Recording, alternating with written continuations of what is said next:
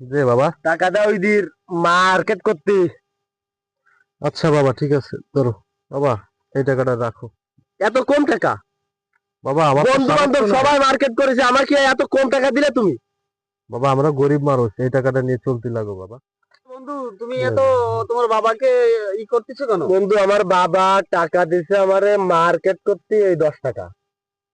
তোমরা সবাই ভালো ভালো জামা কাপড় কিনে পড়েছো, আমার শোনো, বাবা তো মনে করো সবাই সবাই বাবার কাছ থেকে টাকা পায় না, এমনও মানুষ আছে বাবার কাছ থেকে কিছু পায় না। তুমি তো 10 টাকা হলেও পাচ্ছ, তোমার বাবা বাইচে আছে, গরিব বলিও বাইচে আছে, তুমি ইদি যায় টাকা পাতি পাচ্ছিস।